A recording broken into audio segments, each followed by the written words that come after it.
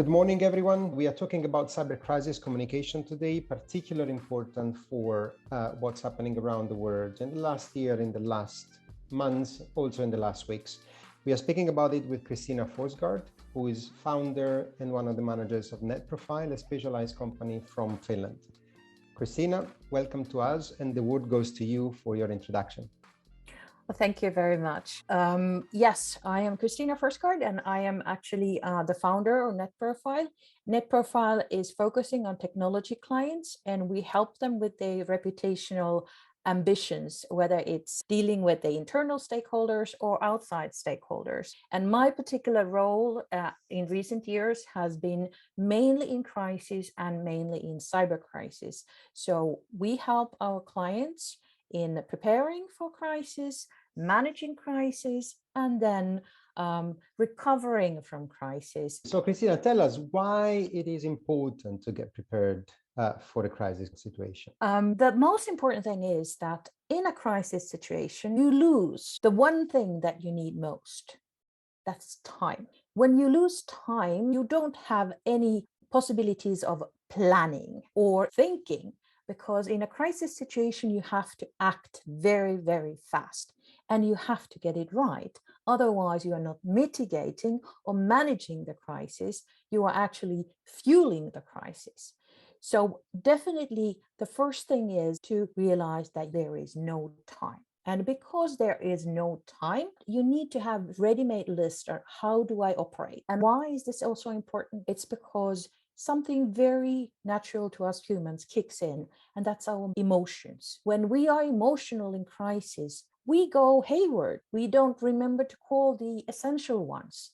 So crisis takes away time, fuels up the emotions. So we need to have clear plans where we stick to those plans, because that is calming us down. We need that. That's like a lifeline. And for a longer period of time, preparing for any kind of crisis is that every time you do something with your stakeholders, you communicate with them, you build trust. And we talk about trust capital. Trust capital is the one thing that will save you, because in a crisis situation, if your stakeholders realize that you have been hit, the more trust capital you have, the more give you some kind of a benefit of the doubt, because they trust you that this was not because you didn't do something, it was because you were a victim of something. So trust capital is the reason why you should start building that kind of a public capital and trust capital with your shareholders and stakeholders out inside and outside. Talking about the stakeholders, Christina, you have a long experience, and certainly you can identify patterns or elements of the companies that really do not understand part of your job. So what, in your advice, actually, can you communicate to them in order to allow you to operate at the best of your capability? Well, what do they don't get? They don't get that everything is about reputation.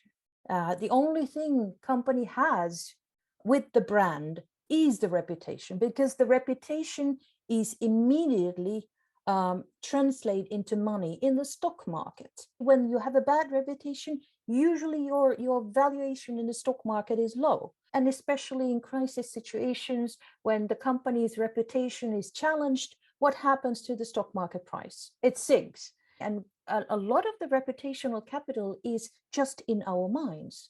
Of course, stock market is not about this current situation, but it is looking forward, like what are your capabilities in the future? And if you look like a sitting duck in a crisis situation and you don't have trust capital, that's when people are looking, okay, you probably don't have a future, so I'm not going to invest in you.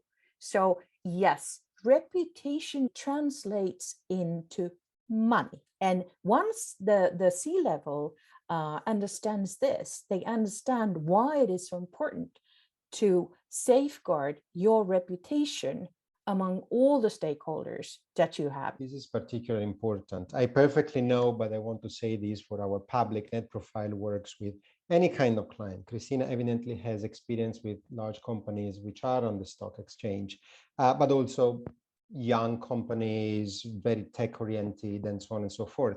To let understand everyone the importance of the element that Christina just mentioned, there are multinational companies that are even forced to change their name because their reputation has been completely compromised. So let's be very practical, Christina. Where should the company start from for what concerns crisis communication? Yes, may I just say that if you're a smaller company, you might go bankrupt. So it's not about the stock market anymore. You might not exist, and this happens, yes. So where to start? With every business, of course, you have to have the risk assessment. Where are my risks? Where are my reputational risks too?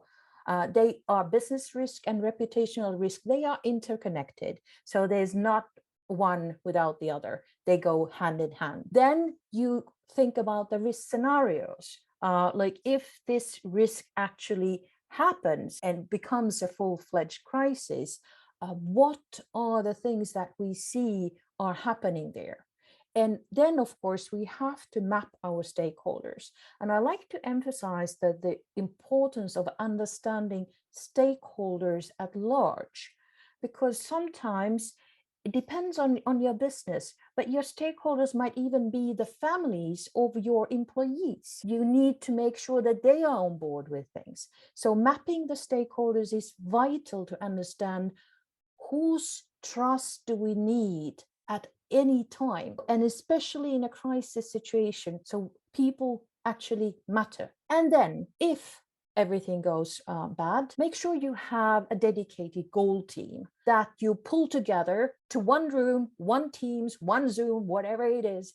This is the team that will solve this situation, because you cannot run business in normal processes in crisis the same way you do in everyday business ops. It is a completely different ball game.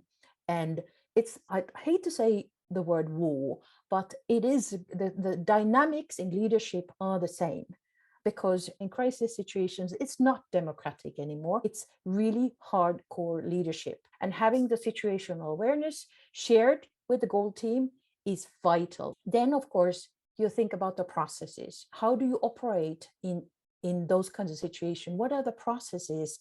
And from communications point of view, you think about the messaging.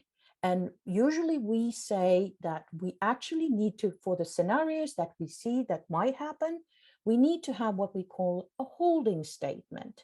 And a holding statement is something that you have in your crisis package.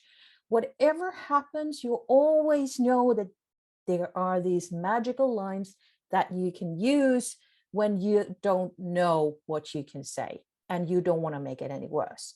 So holding statements are a safe line to survive the situation. And of course, once you start working with these, you need to look at the skills. Also, what kind of skills do people need in crisis situations? And they can be very, very operational skills. And how do you manage your phone or set up a laptop or something? Some might be very technical things. Some might be just understanding how you operate when in a different sort of infrastructure. And now that we see that cyber specialists in cyber situations, we're not talking about digital shields anymore. We are talking about physical shields as well. So everything goes hybrid, and we have to understand that even our physical presence needs to have a beta plan. Where do we go if things don't go the way they should be going on a normal day?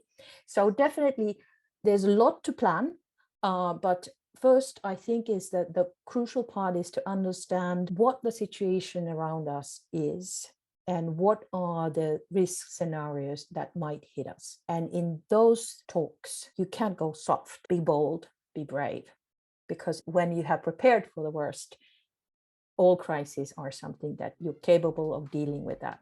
And then you actually are. Christina, thank you very much. You provided us with not only a guideline on how to address the crisis situation, but also with the behavioral set of skills. And we are also pleased that Christina is the chairwoman of our cyber crisis communication program. So you will hear more about Christina and her expertise on privacyrules.com. Christina, thank you very much for today. Thank you, Andrea.